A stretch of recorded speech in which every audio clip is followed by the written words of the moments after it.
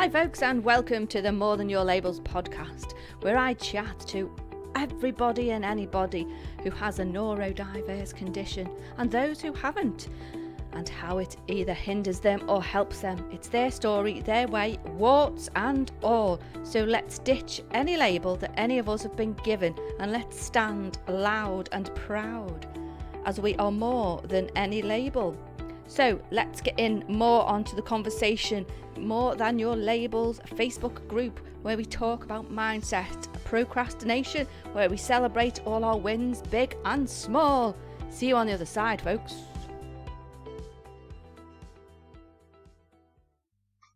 So hello, and welcome everyone to another episode of your More Than Your Labels podcast. Today, listeners, we have a very, very inspirational young lady called Shanice, who has overcome so much and empowers others to do so. So a big welcome, Shanice. Thank you. How are we today? I'm very good, thank you. Marvellous. So could you just tell our listeners your story, if possible, please? Of course. So, without boring you, I will not start right back from the beginning, because my mum always reminds me that I took 3 days to come. So she had like 3 days of labour with me, so which was great, and she always reminds me. But yeah, That's what Mum said. I know, right? So at about 6 months old, I was diagnosed with a bowel problem. But apart from that, everything was hunky-dory. And then my sister was born when I was 5. Perfect. My mum said I was an angel child. I would just do what I had to do. I was very calm. But the only thing was, I was quite clumsy, so I just kept on falling over, etc. But that was it. And then when I was 6, I went into hospital to have a procedure for my bowels.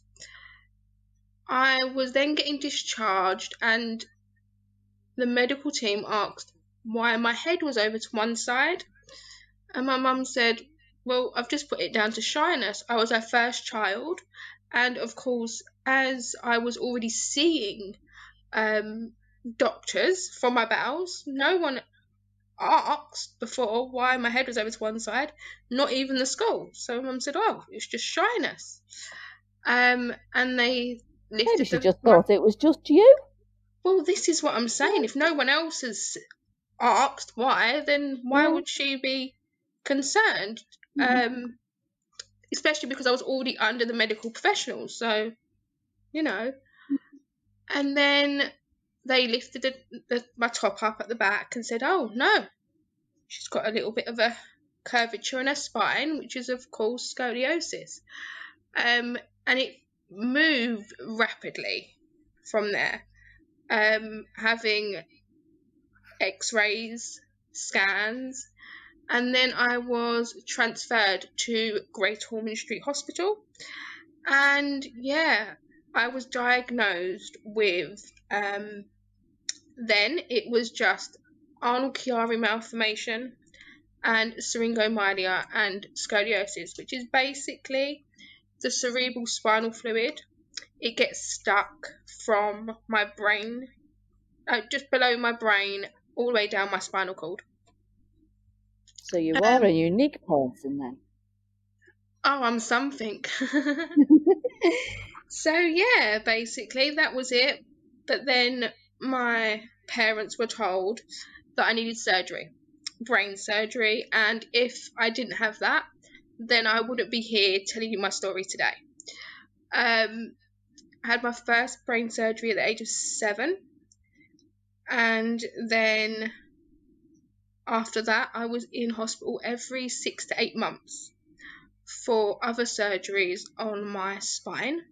So basically I have it's called a pleural shunt. So I have a little plastic tube that goes from my spine and goes around into my lungs. It's just to drain the excess fluid that's stuck.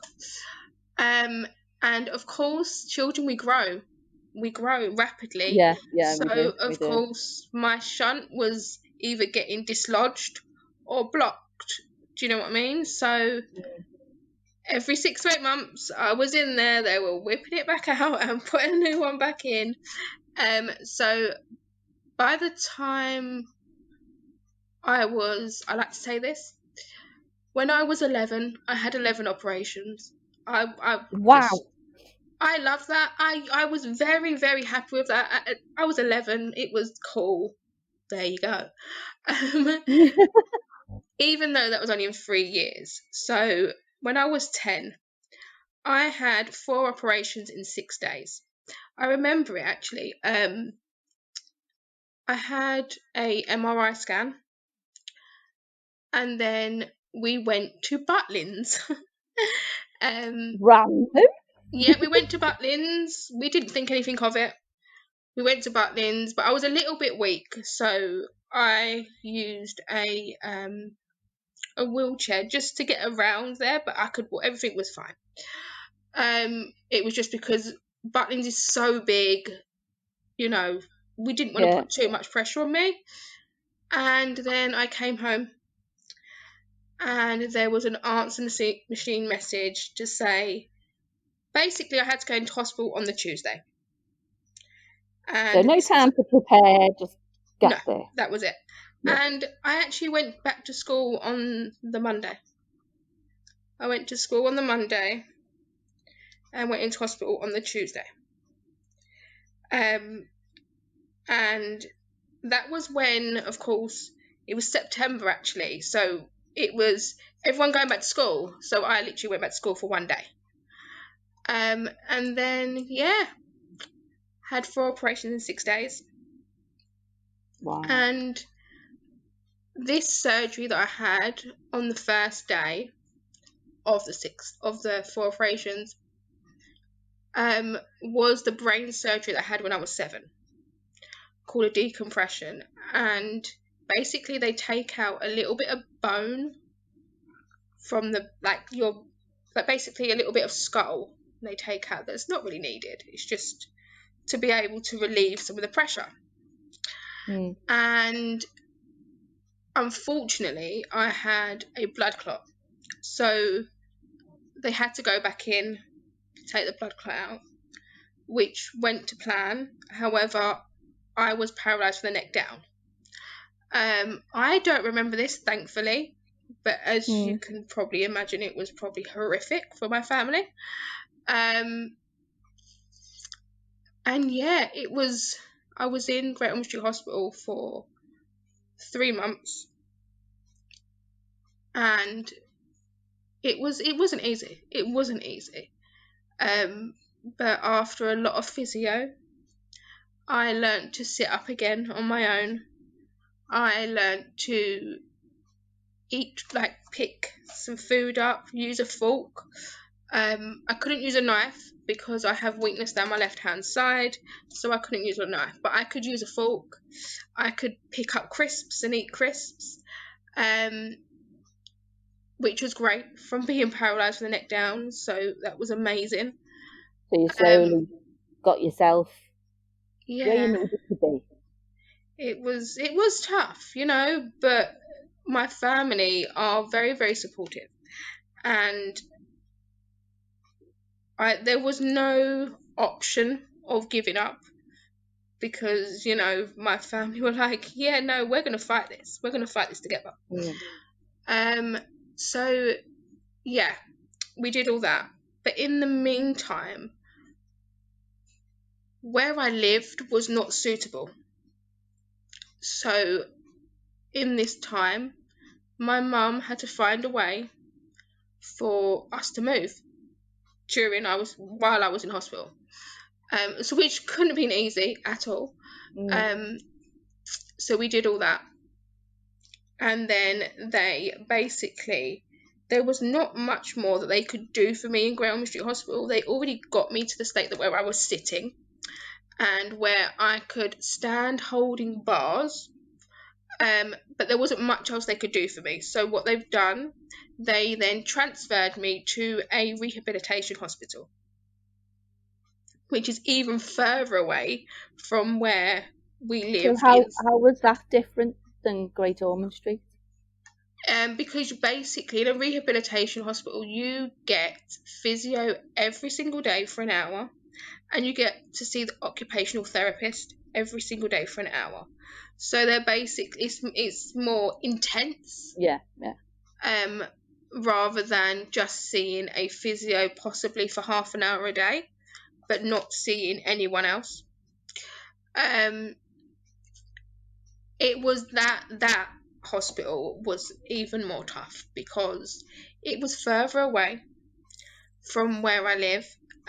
When I was in Great Ormond Street, my dad and my sister and my granddad could get on a couple of buses and come to see me at the weekend, whereas where I was in Middlesex, which is outside of London, there was no way they could get to me. It was just me and my mum in this hospital. There was nothing to look forward to, if that makes sense. There was I couldn't go, oh, I'm going to see them at the weekend, you know. I'm going to tell them what I've done. Visit, or, you know. Yeah. So I was there for 2 months. And I can say that, yes, it was tough, but I am extremely grateful for them hospitals, like extremely grateful. Great Ormond Street Hospital saved my life more times than I can remember. And without the rehabilitation hospital, I wouldn't have been able to start to learn how to take steps again, how to start walking with a frame. Yes, it's not where I was like 6 months beforehand, because I was walking fine. But it gave me still progress, though. Yeah, from being paralysed, it's amazing, you know. And yeah, so we went through that, and everything else was fine. Once I got home, yes, I was still in a wheelchair, and I was gradually starting to walk my frame, but then everything like panned out. It started getting easier, you know, getting along with things, learning new strategies to do things, etc., etc. I went back to school. Then I went into year 6. It was crazy times. Like, I didn't know what I was doing, but we did it. We got through school. I got through secondary school perfectly fine. I had a few operations on my feet, but everything was okay. Everything was okay. Yes, of course, I had days off with pain and hospital appointments, but everything was fine. Well, you're bound to, aren't you? Yeah. Were the school accommodating too, yeah, or were they a bit? The primary school, not so much. They did try. I'm not gonna. They did try. But I had to basically walk up 3 flights of stairs. So just coming out of hospital, I'm just starting to learn to take steps, and I have to walk up 3 flights of stairs to be able to get to my classroom. Well, that's not good. No accommodation at all. Well, no, not really.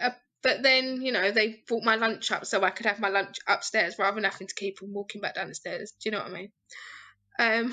But yeah. Secondary school was great. They had a lift, and you know, everything was good. Everything was good, you know. And then when I was, I think, 14, I started walking in my frame all the time, which was absolutely amazing. Like, it was them things that other people and myself before would take for granted was just amazing, absolutely amazing. And I felt like I was on par with everyone else. Do you know what I mean? I was their level. Maybe I'm a little bit short, because I am, but I was kind of their level. Do you know what I mean? And then I finished school. I went on to 6th form to do health and social care level 3, because I already got my level 2 at the end of secondary school. And halfway through, I didn't feel right again. Something wasn't adding up. It just didn't feel right. And we went to have a scan. They couldn't find my shunt. Oh. I was like, what? What do you mean you can't find it? So Well, that was a bit shocking, wasn't it? Yeah. And then thankfully though, I was still 16, so I could still go to Great Ormond Street Hospital. I didn't have to go to adult hospital. Yeah. So I remember the surgeon, he said to me, "You're just like a bad penny. You keep on coming back." He said, "I thought I got rid of you." I said, "I know. I tell you, it's like, sleepless nights." I remember once he came off holiday to come and do surgery on me. But yeah, he went in and the shunt was embedded in my spinal cord. Ooh. Yeah. Ooh. And there was a lot of scar tissue. So a lot of scar tissue we had to cut through and basically get it unattached from my spinal cord, But he did it because he's amazing, absolutely amazing. And yeah, that was after I woke up and found that out and thought, oh my goodness. Everything else, it was okay again. Everything was back to normal. It was fine again. And then I was, I think, 17. Yeah, 17. I met my children's dad, and it was great. It was absolutely great. And I remember Mum saying to me, "Do you know what?" She said, "I used to pray for this. I never thought that you would meet someone. I never thought that you would even leave home. I thought you'd be with me forever. I didn't think that you could I wanted you to have a normal life, but I didn't know if that was possible." So when I was 18, I fell pregnant and everything was amazing. However, due to, of course, the pressure that, pregnancy puts on your body, I had to start using a wheelchair again. And yeah, that's okay, that's fine. So yeah, and that was tough going back into a wheelchair, but it wasn't it didn't feel permanent then. Yeah. At the age of I had my daughter when I was 18, and then when she was 6 months old, previously that I had her in September. Unfortunately, I lost my granddad in the November, which I don't really talk about this. It took a really big toll on me, even to this day. And that was like nearly 8 years ago. It took a huge toll on me, and I'm not gonna lie, I was depressed. I've done it before. When I was a teenager, I had depression when I was a teenager for a little while, but that was a whole different type of depression. That was just, I felt like I lost, someone broke my heart, and that was never gonna get fixed again. He was just my hero, the person that I couldn't disappoint. Let's put it this way, I had a piercing, a lip piercing, and I rung him and I said, "Granddad, is it okay?" And he's like, "If it gets infected, don't come crying to me." I was like, "Okay, that's fine." But he said I was allowed. When I fell pregnant, the first person I called after my mum was my granddad. Do you know what I mean? So that was really tough.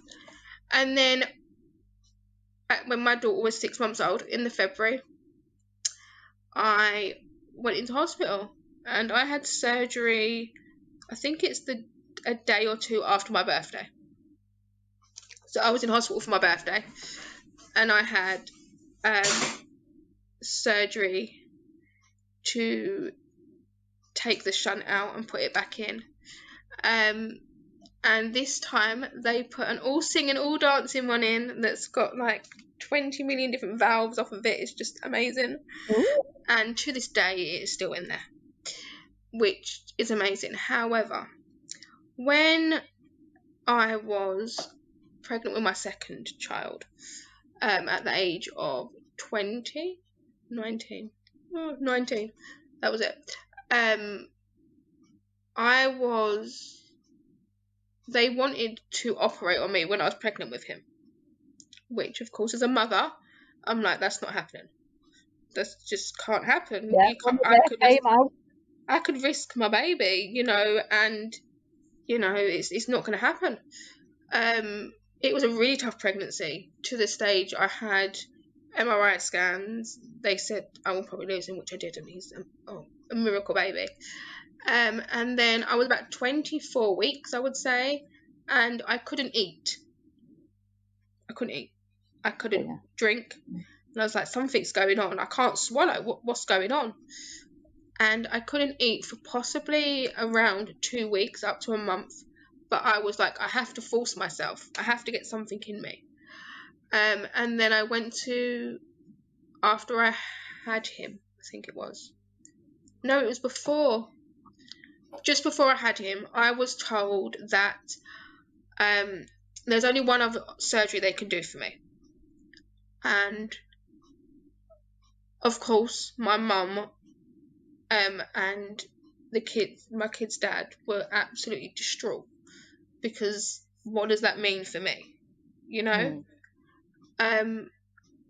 Thankfully, though, that's what put a rocket up my backside.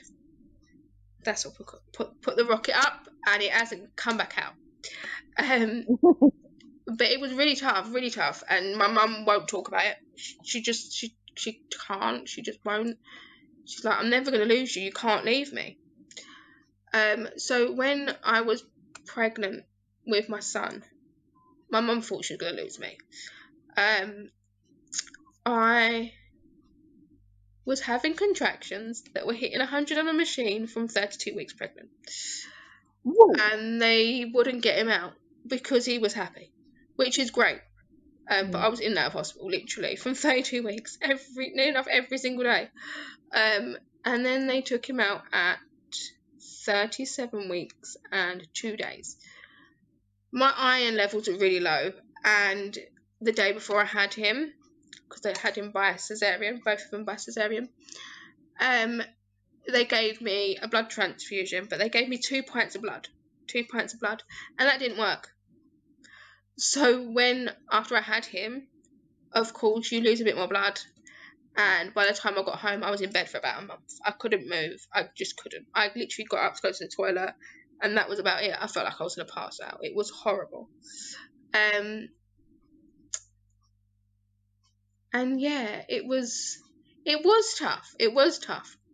But do you know what I do say to this day? I'm extremely grateful for what I've been through, because it's made me who I am today. I was just about to say that. It has. And yeah, since then, the pain has got worse. It has got worse. I have a headache 24/7. I have bone pain 24/7. I get chest pain. I feel sick. I get tinnitus. You name it, I've got it. And it was a couple of years ago, actually. I lost the use in my whole arm and hand. Woke up one morning and I was like, I can't feel my hand. I couldn't open it, and it just wasn't right. And then I went to the GPs and they were like, well, I don't think you're going to get it back. And I said, what do you mean I'm not going to get it back? Like, no, I have to. They were like, no, you're not going to. I was like, okay then. Okay, so I've got to think of something else. I learned a whole new way to do my daughter's hair, like using my right hand and basically my mouth. And everything I was getting back to it. Thankfully now, my left hand, it has got stronger, even though he told me it wouldn't. It did. After a lot of, exercise and that. And then, where was I going to go to this? When, I think it was a year after, I was given so many medications, I can not it was ridiculous. I think I had possibly 6 or 7 tablets, and they tried it over a year, and that's a very short period to try different tablets on. You're supposed to be able to go on them to boost your dosage, and then if not, they wean you off of them, which they didn't do. And it got to the stage they tried too many medications on me to try and get rid of this pain, that it got to the stage where now I cannot have medication. I can't even have cold and flu tablets. I can't even have baclofen for my spasms to help relieve them. Because if I do have medication, I get to the stage where it's actually like I'm high. I can't sit up. I feel weak. It's horrible. I'm like delusional. I'm like, I don't even know what's going on. I'm crying. My mum's like, what is? I was like, Shanice, don't cry over pain. I'm actually crying. This is not right. So we do not have medication. So what do you do then? Nothing. With I don't take anything. It's all through my mindset. That's the only thing I've got. Yeah. If you could wave a magic wand and you can give me this medication that would work, then great. But I haven't found it. I've been on straight morphine, and that doesn't even touch my toe, but it makes me feel awful. So I don't see the point in having medication if it's not going to help me. Is some days tougher than others? Yes, because of course there's days where I find it really difficult to lift my head off the pillow. But I haven't got anything else. So I need to use that fire, that rocket that was stuck up my backside, all them years ago, and use that to push myself. I've got 2 children. They need me. What else am I going to do? So I get up every morning. Do I get dressed every morning? No. Do I work every single day? No, I don't. I know when my body needs to rest. But that's why I do it. I do it for my children. Who inspires you the most? Or what is your inspiration? I would say who inspires me the most is my mum and my granddad, even though he's not here anymore. I think, what made me do this was because I spoke to a spinal cord injury association who asked me, asked my story and said, oh my goodness, have you ever thought of becoming a life coach? And I said, no, don't be silly. Shanice can't do that. No, I'm too honest. Can't be doing that. And then after possibly about 6 months to 8 months, I was like, let's just go for it. Let's just do it. Because people come to me on a daily basis and ask me, how do I deal with this? How do I get through this? And I help them. So isn't that the same thing? Exactly. And there you go. And you know what? I would not look back. Totally would not look back. That's why I decided to mainly work with people who have chronic illnesses, chronic pain, or come into terms with maybe a new disability. That's what it is. That just gave me that, it made me realize how many people I can help. And I will talk about one lady in particular at the beginning, and she didn't go out for a year because she got into a wheelchair. And after working with me for 4 weeks, she sent me a picture of her going out with her husband in her wheelchair for a meal. And I'm like, that's why I do it. Yeah. That's why I do it. And also because I don't know how long I've got left on this earth. But what I do know, I will make a difference, and I will make sure 110% that my babies have the best life they possibly can have, and they are financially stable. Exactly. So where can people get in touch with you if they wanted to work with you, Shanice?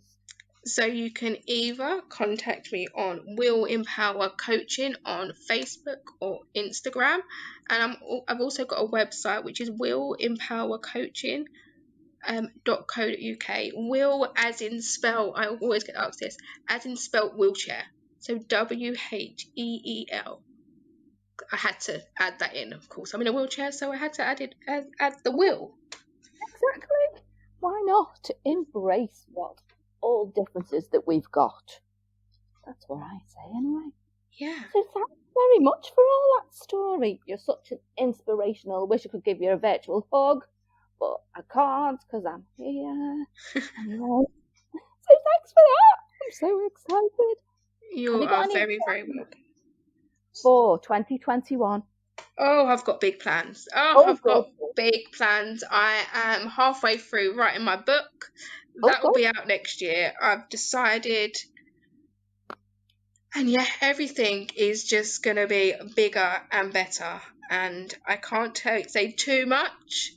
Ooh. But my business, the opportunity to be able to work with people is going to be more, because at the minute I only take on 4 clients to work with me because of my chronic pain. I can't be doing loads of calls in a week. It's just not possible due to my health.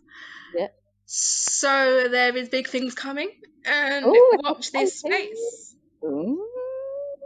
I'm getting excited for you as well. But you know what I just want to say to your followers is that remember to be grateful. Remember to be grateful for the things you do have, because you know what, there is so much negativity and things out there in society that we need to look back and find the positives in stuff. We have days where, and weeks and months possibly, where it's not great, and by even just finding small things that you can be grateful for, whether that be, for example, in the summer I was grateful for my fan, but then I was also grateful for my electricity, which then meant I'm grateful for money because I've got money to put on my electricity. So I'm grateful for working. Do you know what I mean? I think we find so many things that are wrong with our life that we don't look at the good things. And I think that's what we should really do, especially with what's going on this year.